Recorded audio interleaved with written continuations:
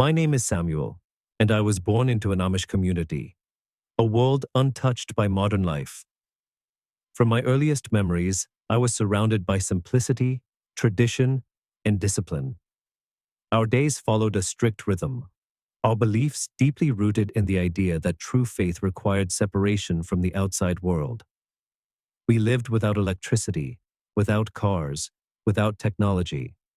From sunrise to sunset, we worked hard, believing that through obedience and simplicity, we were pleasing God. Every aspect of my life was dictated by rules: what I could wear, how I could speak, what I could read, and even who I could befriend. The elders warned us that the outside world was filled with temptation, a path that led away from righteousness. Since childhood, I was taught that salvation came through obedience. As long as we followed the Ordnung, the strict code of Amish life, we could hope for God's acceptance.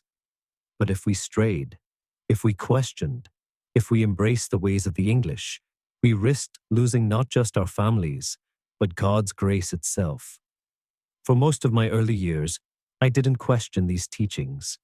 I worked the fields with my father, helped my mother with the livestock, and attended church services spoken in High German. The elders constantly warned us about the dangers of pride, vanity, and modern conveniences. But deep inside, something felt off. I remember watching birds take flight and wondering, did they ever feel trapped? I saw tourists passing through our town, their laughter ringing in the air, their eyes filled with curiosity. They looked happy, free, and I couldn't help but wonder, why didn't I feel that way? At first, I pushed these thoughts away. Doubt was dangerous. But as I grew older, that quiet longing only grew louder. By the time I was 16, I was secretly questioning everything. At night, I would sneak outside just to watch the distant glow of a town beyond our farmland, wondering what life was like beyond our simple existence. I listened closely whenever someone spoke of a family member who had left, trying to imagine what it felt like to be in their shoes. Then came Rumspringa, the period when Amish teenagers are given a taste of the outside world before deciding whether to commit to the faith. Some of my friends returned, choosing baptism and the security of our community. Others left and were never spoken of again. For me, the choice wasn't difficult. I knew I had to leave. At 17, I made the biggest decision of my life. I packed a small bag, just the bare essentials: clothes, a few dollars I had secretly saved, and a heart full of uncertainty. I told no one, not my parents, not my siblings. I waited until the house was silent. Then, in the dead of night, I slipped out the door and never looked back. I thought I had finally found freedom. But I had no idea what was coming next. That first night, as I walked down a dark country road, fear and exhilaration battled inside me. For the first time, I was alone, stepping into a world that had always been forbidden to me. My heart pounded with each step, knowing that I was leaving behind everything I'd ever known. By sunrise, I reached the edge of town, where a bus station sat just beyond the Amish farmlands.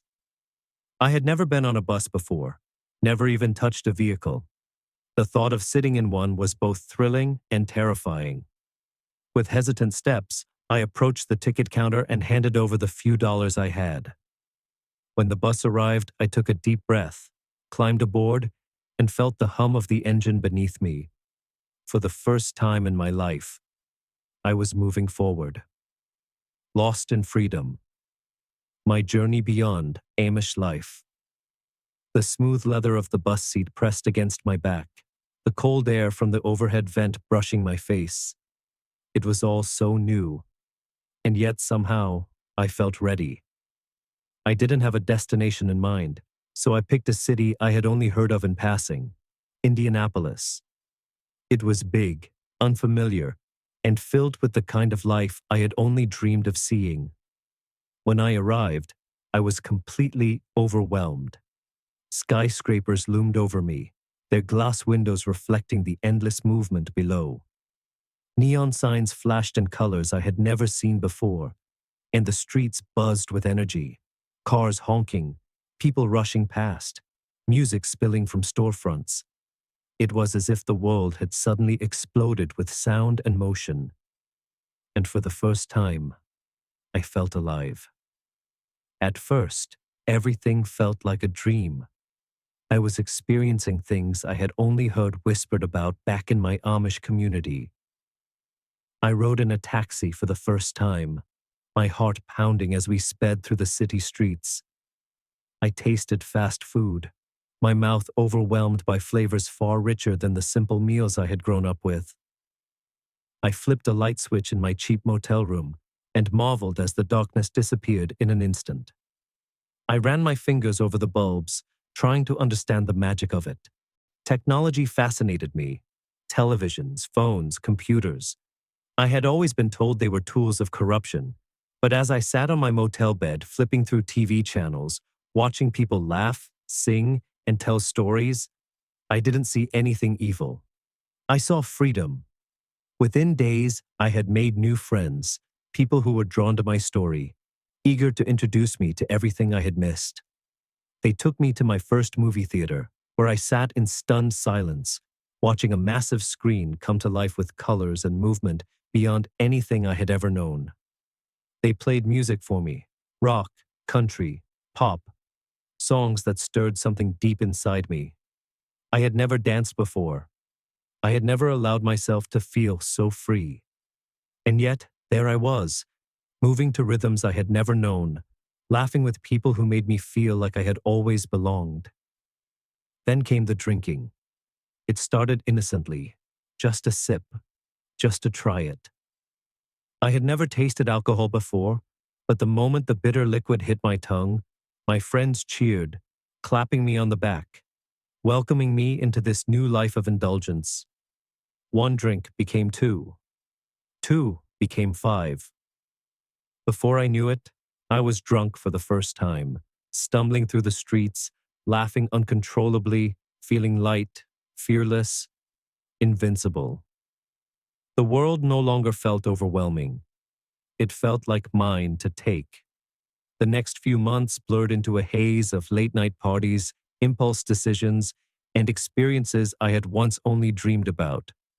I spent my money on clothes, gadgets, food, things I had never been allowed to have before.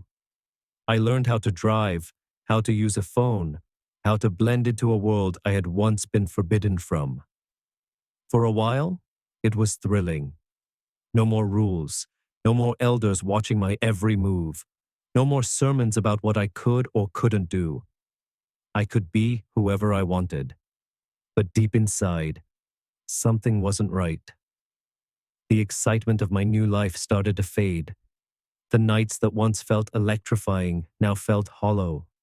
I would wake up in strange places, staring at the ceiling, a heavy emptiness pressing down on me. I had always believed that leaving the Amish would bring happiness. But instead, I felt more lost than ever. I had escaped one kind of prison, only to step into another.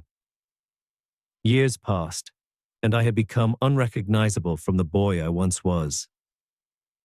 The quiet, obedient child who woke before dawn to milk cows and plow fields had vanished. In his place was a restless, wandering soul, chasing experiences that never truly satisfied me. I had everything I once thought I wanted: independence, freedom, control over my own life. I had a job, a group of friends, and no one telling me what to do. I could go wherever I wanted, dress however I pleased, and experience every thrill the world had to offer. So why did I still feel so lost?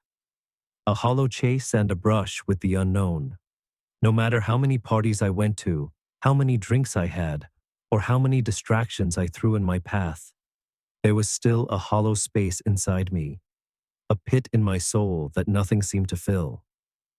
At first, I tried to ignore it. I told myself maybe I just needed more fun, more adventure, more of everything.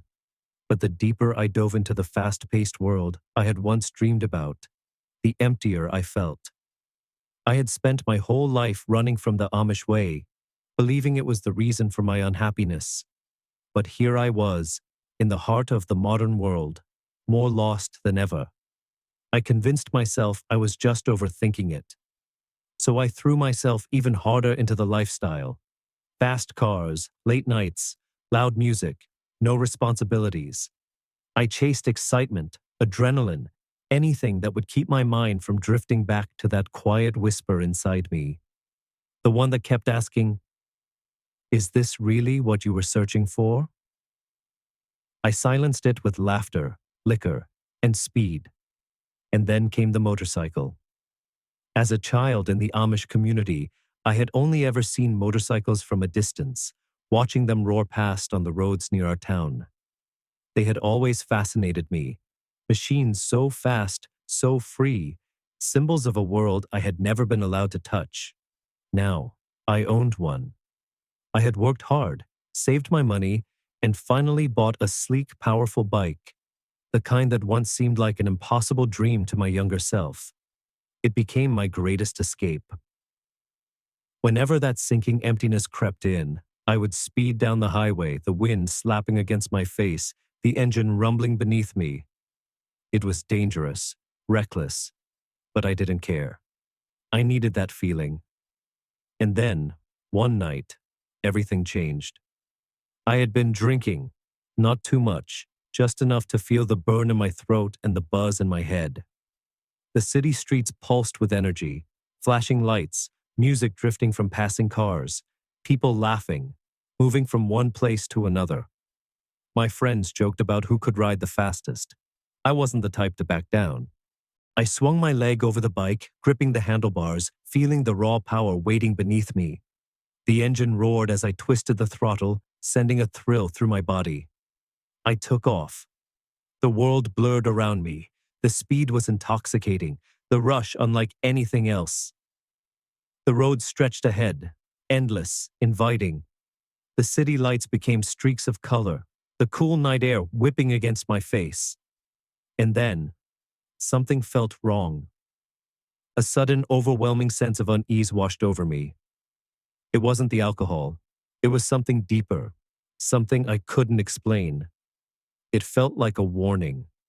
I shook it off, gripping the handlebars tighter, pushing the bike faster, telling myself it was nothing, just my mind playing tricks on me.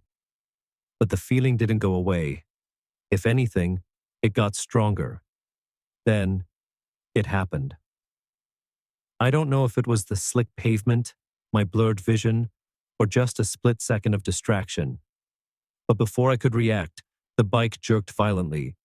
The world spun. My grip slipped. My body was thrown through the air like a rag doll. I didn't even have time to feel afraid. I hit the pavement, hard. The force sent me skidding across the road, my body tumbling, weightless, helpless. There was no time to think, no time to process. Then, everything went black.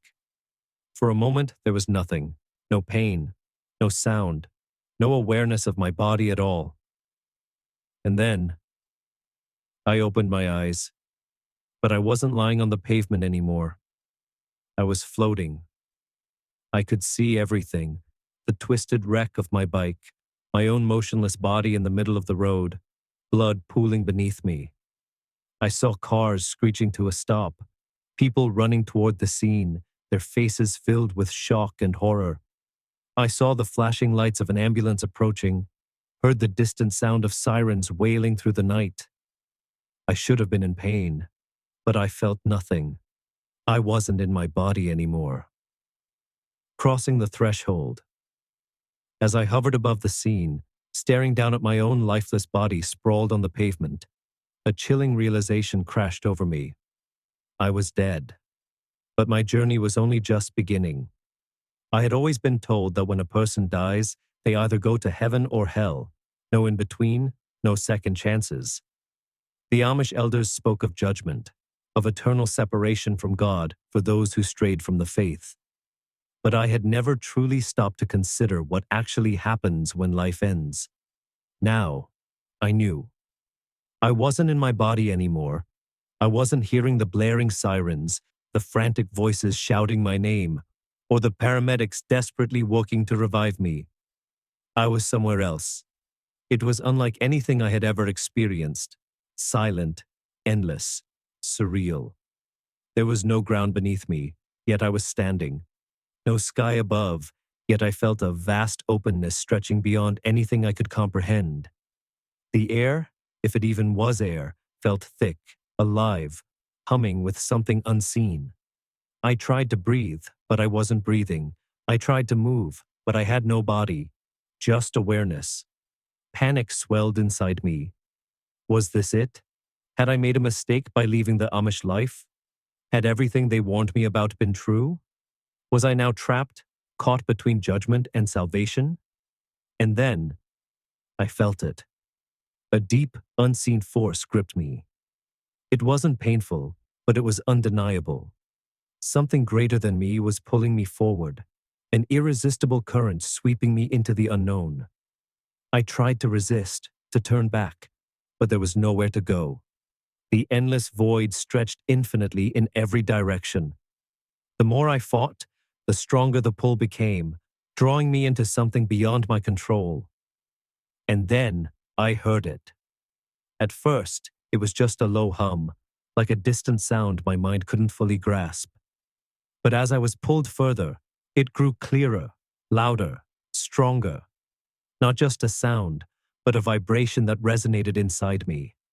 It wasn't just heard, it was felt. And it carried something heavy, something I somehow understood, even though I had never heard it before. It was a calling. Fear tightened in my chest. I didn't know where I was going, but I knew. Whatever lay ahead was more real than anything I'd ever known in life. I was no longer in control. And then, it happened. A light appeared in the distance. At first, it was no bigger than a flicker, a faint glow in the vast emptiness. But within seconds, it grew brighter, stronger, more alive. It wasn't just white. It carried every color, every warmth, every piece of beauty I had ever longed for, but never knew how to describe. It was powerful, yet peaceful, overwhelming, yet welcoming. It didn't just illuminate the space around me. It illuminated me, reaching into the deepest, darkest corners of my soul. And then, I felt him. The presence within the light wasn't just something to be seen. It was something to be known. And it knew me, knew everything about me, every thought, every failure, every moment of my life. And yet, I was still loved. The weight of it was staggering. I wanted to run. I wanted to drop to my knees. I wanted to reach for him. I wanted to hide. But I could do nothing except wait. The light grew stronger, wrapping around me, filling every part of my being with something I had never felt before. And then, I saw him. The light wasn't just light. It was alive. It wasn't blinding or harsh, yet its presence was so overwhelming, so pure, that I felt my entire being tremble. I had never felt anything like it before, not on earth, not in my Amish upbringing, not in my years of chasing freedom. I tried to take a step forward, but I had no legs, at least not in the way I used to. I wasn't solid, but my awareness had never been sharper. Every thought, every memory, every part of me felt exposed before this presence, as if I couldn't hide anything. And then, he stepped forward. At first, I saw only a figure, a form emerging from the brilliance, walking toward me with a grace unlike anything I'd ever seen. And as he came closer, I saw his face to face with Jesus. The moment I saw him, I knew. I had never seen his face before, not in paintings, not in church, not anywhere. But the instant my eyes met his, my soul recognized him before my mind could. It was as if some part of me had been waiting for this moment all along. He wasn't how I had imagined. He wasn't distant. He wasn't cold. He wasn't standing there with anger, disappointment, or judgment. His eyes, piercing yet soft, filled with love yet holding the weight of eternity itself, saw through me, through every mask I had ever worn, through every lie I had ever told myself. And yet, he still loved me. A sob tore from my chest as the realization crashed over me. I had spent my life running, believing that freedom meant escaping rules, escaping religion, escaping the life I had been given. But standing before Jesus himself, I finally understood the emptiness I had felt all those years. The longing I could never satisfy had been for him all along. I collapsed to my knees, not because I thought about it, not because I had to, but because my very soul felt too heavy beneath the weight of his presence. I couldn't stand before him. Not like this. Not with all the sins, the mistakes, the wasted years pressing down on me. Tears burned down my face as I tried to speak, tried to explain, tried to justify, tried to beg for another chance. But no words came. What could I possibly say? That I had wasted my life? That I had been too blind to see the truth? That I had mocked him, ignored him, replaced him with things that would never fill me? But before I could utter a single word, he stepped closer. I braced myself. I expected judgment. I expected correction. I expected to hear all the ways I had failed. Instead, Jesus looked at me, and I felt it.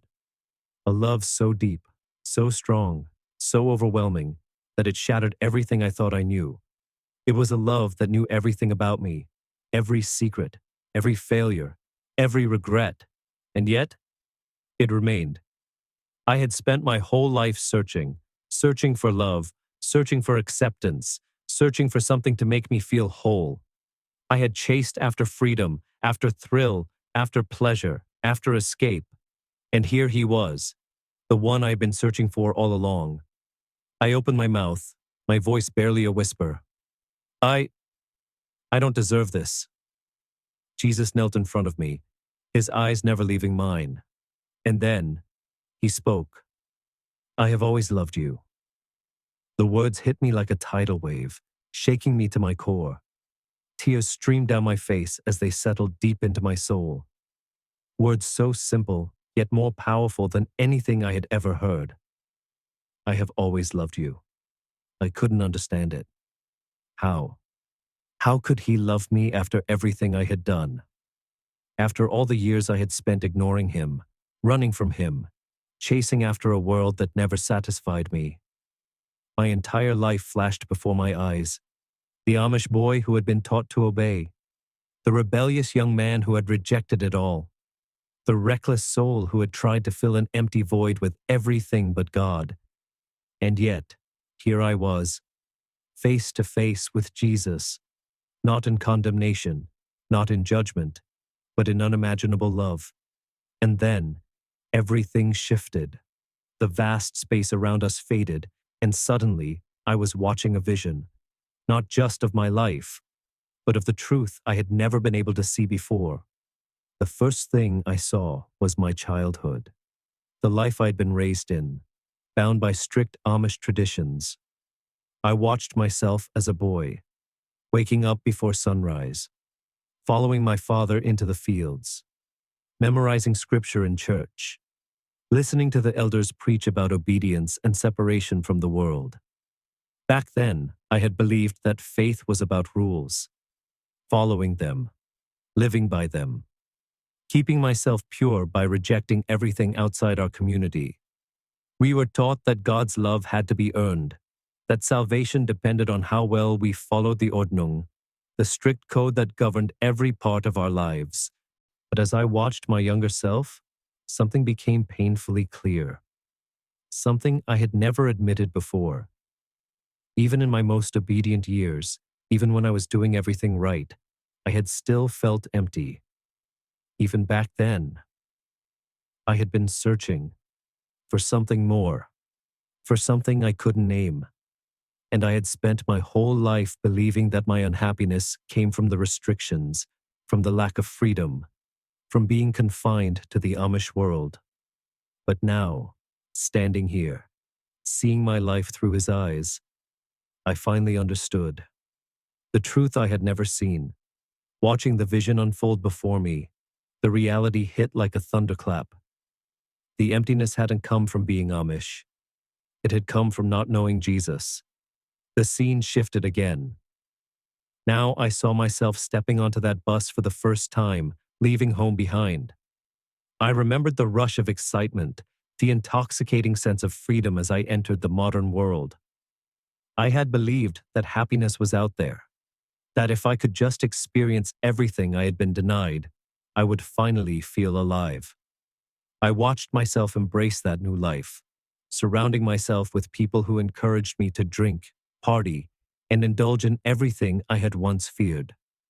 For years, I had chased pleasure, chased experiences, chased everything I thought would make me whole. But then, in this vision, I noticed something I had never seen before. My own eyes. They were empty. No matter how hard I partied, no matter how fast I rode my motorcycle, no matter how deep I ran into the world, my soul still ached. I had been just as lost outside the Amish life as I had been within it.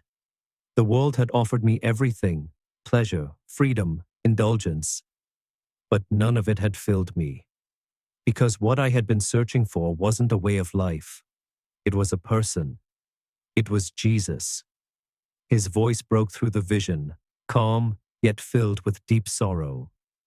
So many live this way, searching but never finding. The vision expanded, and suddenly I saw millions of people, not just the Amish, not just people like me, but everyone. Some were deeply religious, following traditions, laws, and rituals, yet never actually knowing God. Others were completely secular, believing that happiness could be found in success, money, fame, or pleasure. I saw churches, preachers who spoke of God but didn't truly know Him, believers who sat in pews, Sunday after Sunday, but had never truly surrendered their hearts to Jesus.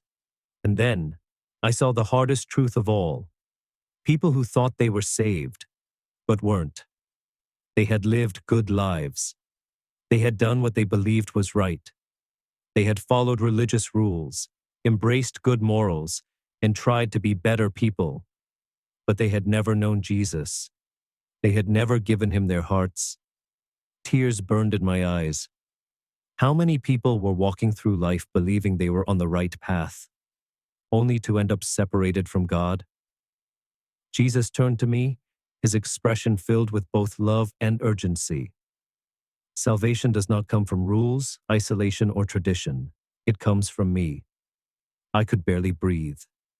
For years, I had believed my choice was between two lives: stay Amish and follow the rules, or leave and embrace the world. But neither of those had been the answer. The answer had always been Jesus Himself. Not religion, not rebellion.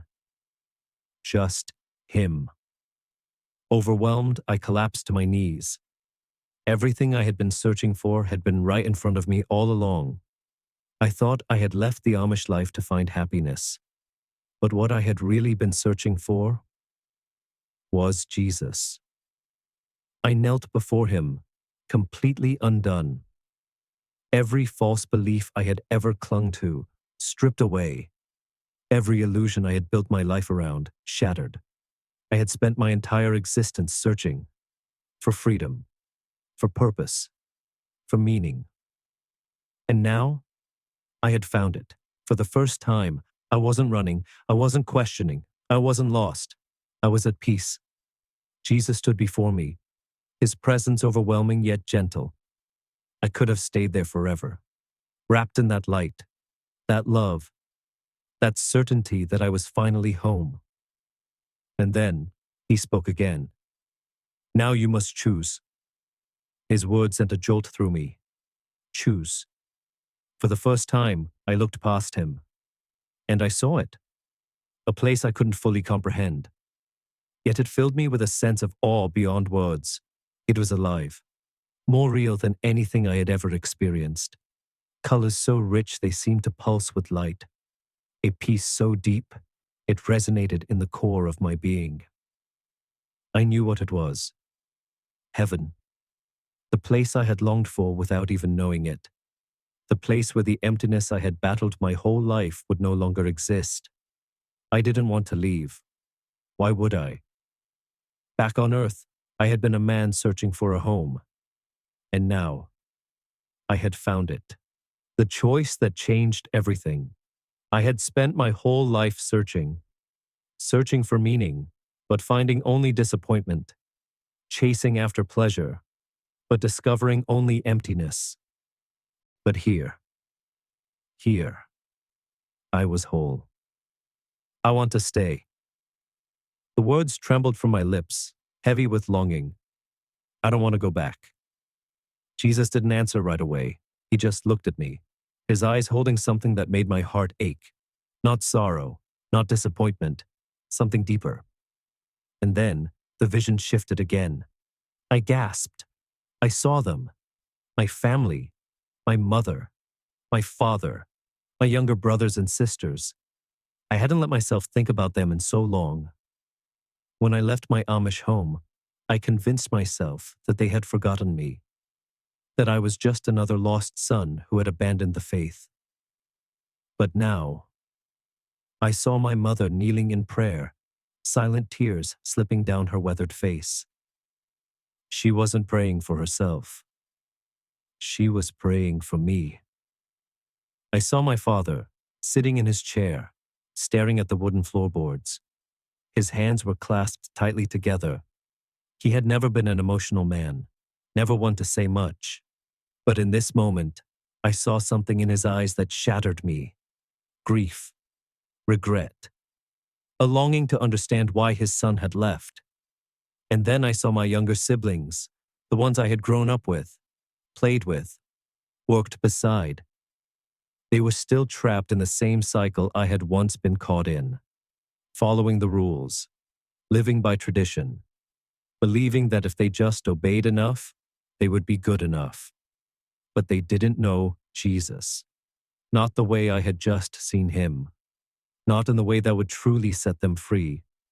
A deep ache filled my chest. They were still lost. I turned back to Jesus, my soul in turmoil. Lord, I whispered, barely audible, what do I do? He didn't pressure me. He didn't force me. But in that moment, I understood. I had a choice. I could stay in the perfection of this place, stay in the peace I had finally found, stay in the presence of Jesus, where there was no more longing, no more pain, no more suffering. Or I could go back to the world I had tried so hard to escape, back to a life filled with struggle, uncertainty, and pain, back to the mission Jesus was giving me. I didn't want to go back, but I couldn't ignore the truth. If I stayed, who would tell them? Who would tell my family? Who would tell my younger siblings? Who would tell the ones still trapped in religion? Those who had been raised in faith, but had never truly known Jesus? Who would tell the others, the lost, the searching, the ones chasing after a freedom that would never satisfy? Jesus spoke again. His voice was steady, certain. It is not your time yet. I closed my eyes, my heart pounding. All my life, I had wanted my existence to mean something, but I had been looking in all the wrong places. I had thought freedom meant leaving my Amish life behind, but real freedom, true freedom, was knowing Jesus and making him known. I exhaled, the weight of the decision crushing me and freeing me all at once. I'll go back, I said. My voice was steady, my heart was breaking and healing at the same time. I thought my life was over, but Jesus had a plan for me. Back to the world. I gasped for air. A sharp, searing pain ripped through my chest as my lungs burned, struggling to take in oxygen. My entire body felt heavy, like I had been crushed beneath the weight of something unseen. Distant, frantic voices filled the air. I blinked against the harsh glow of hospital lights overhead. I was back. The world around me slowly came into focus. The beeping machines, the sterile white walls, the tubes running into my arms. My body was broken, battered from the accident. But I was alive. I heard footsteps rushing toward me. A nurse leaned over, her face filled with shock. "You're awake," she whispered, as if she could hardly believe it. Within moments, more medical staff flooded the room. Their voices overlapped, calling for the doctor, checking my vitals, shining a light in my eyes. I could barely process their words. Everything felt wrong, or maybe just different, because I wasn't the same person who had been on that motorcycle. Not anymore. Memories of what I had just experienced flooded my mind. The light. Jesus. The truth I had seen. I had been given a choice, and now I was here. But why did it feel so distant? Like a dream slipping away, awakening to a new reality. Waking up from a dream, except this wasn't a dream. If anything, I had been more alive in that place than I had ever felt in this world. The hospital room blurred as tears filled my eyes. I had met Jesus, and now I had to live differently. The door burst open. I turned my head slightly. Every movement sent sharp pain radiating through my body. And then I saw them. My family. My mother rushed forward, her hands clasped over her mouth, her eyes glistening with tears. My father stood in the doorway, unmoving, his face unreadable. Behind them, my younger siblings huddled together, peering at me with wide, uncertain eyes. It had been 3 years since I walked away. 3 years since I left their way of life. Since I abandoned everything they had raised me to believe. I had thought I would never see them again. Yet, here they were. My mother was the first to speak, her voice thick with emotion. "Samuel, we thought you were gone." Her words hit me harder than I expected. I had been gone, in more ways than one. I wanted to tell them everything. About Jesus, about what I had seen, about the truth that had changed my soul. But the words caught in my throat. How could I even begin? I swallowed hard, my voice hoarse. I need to tell you something. My father's eyes narrowed slightly. "You should rest." I shook my head, ignoring the pain. "Number, you don't understand. I met Jesus." A heavy silence filled the room. I watched as their expression shifted, from relief to confusion, from joy to hesitation. My mother's brow furrowed. My siblings exchanged nervous glances. My father's lips pressed into a thin, hard line. I had expected them to be happy for me, to rejoice in what I had seen. Instead, I saw doubt creeping into their eyes. "You are unconscious, Samuel," my father finally said. "You've been through a terrible accident. The mind plays tricks." "No," I interrupted, my voice growing stronger. "It wasn't a trick. It wasn't a dream. It was real." I took a shaky breath, ignoring the tightness in my chest. I left home looking for freedom, thinking I would find happiness in the world. But it never filled me. No matter how fast I ran, I felt empty. And then, I died.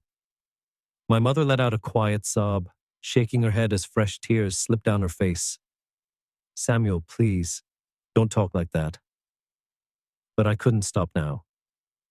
I was taken to a place beyond this world. I saw Jesus.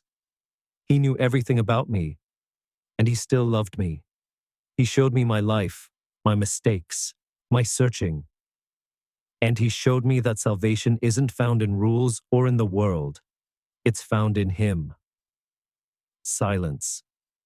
My father's expression darkened. "This isn't right," he muttered under his breath, shaking his head. "You need to rest. You've been through something terrible. Your mind, My mind is clear. For the first time in my life, I knew the truth. Jesus is the only way. It's not about following rules. It's not about being Amish or English. It's about knowing Him. My younger siblings listened, their faces full of curiosity, but also fear. My father turned away, his jaw tight, his fists clenched.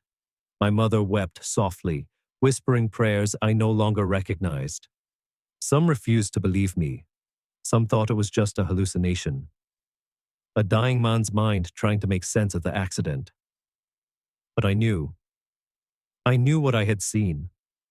I looked at my father one last time, searching his eyes for something. Understanding. Hope. Anything. But he wouldn't look at me. And in that moment I realized, not everyone would listen. Not everyone would be ready to accept the truth, even when it was right in front of them. And that was okay. Because this wasn't about convincing people. This was about living the truth. A new mission recovery was slow, but my mind was clearer than it had ever been. Lying in that hospital bed, I had plenty of time to reflect. The pain in my body was nothing compared to the burden that had been lifted from my soul. I had met Jesus. I had stood before Him. I had felt His love. I had heard His truth. And now, I had been given another chance, not to go back to my old life, not to waste more years chasing what would never satisfy me, but to live for Him. The first thing I did when I was strong enough to sit up, I asked for a Bible. I had grown up hearing scripture, but now, for the first time, I was ready to know it, to live it, to follow Him. Because my real mission was only just beginning. Finding true freedom. I had read the Bible before. Growing up Amish, we memorized it, obeyed it, lived by it. But never like this. To me, it had always felt like a rule book, something to follow out of duty, not something that could bring life, joy, and true freedom. But now I was reading with new eyes. For the first time, I saw the living truth in those words. I saw God's love, not just His laws. I saw Jesus' sacrifice, not just commands to be good. And I realized something that broke my heart. Everything I had been searching for, peace, purpose, identity, salvation, it had been there all along. But I had never truly known Him before. A hunger for more. The hunger inside me grew stronger. I spent hours reading, taking in every verse, every passage, like a starving man finally tasting real food. And the more I read, the more I saw it. So many people were just like I had been. Some were trapped in religion, believing that if they just followed the right rules, they would be saved. Others had rejected religion completely, thinking freedom was found in walking away. Neither of them saw the truth. Because Jesus wasn't about religion. He wasn't about rules or rebellion. He was about a relationship. And I knew I had to tell people. Sharing the truth. At first, I started small. I shared my story with the people around me. Nurses, hospital staff, other patients. Some were polite but uninterested. Some looked at me like I was crazy. But others listened. I saw something in them. The same hunger I had once felt. And that's when I knew. This was my mission. I wasn't meant to go back. Not to my Amish upbringing. Not to the reckless years I spent chasing the world. I was meant to follow Jesus. So when I was strong enough to walk again, I didn't waste any time. I spoke wherever people would listen. In small groups, in churches and homes, on the streets. I told them how I had spent my life searching for freedom. First in religion, then in the world. Only to discover that real freedom was never about a place, a lifestyle, or a set of rules. Real freedom is in Jesus. Not everyone listened. Some mocked me, some rejected me, even people from my own family. But others felt something stir inside them. the way I had once felt before I knew the truth. Some even gave their lives to Jesus because of my story. I wasn't special. I wasn't a preacher. I wasn't a scholar. I was just a man who had met Jesus, and I couldn't stay silent about it. And I won't stop. Not until as many people as possible hear the truth. Because the truth is this: I spent my whole life searching for freedom. But real freedom was never about leaving my Amish home. Real freedom is found in Jesus Christ, and you don't have to die to find it. He's waiting for you, right now. Subscribe and share this message so more people can hear the truth before it's too late.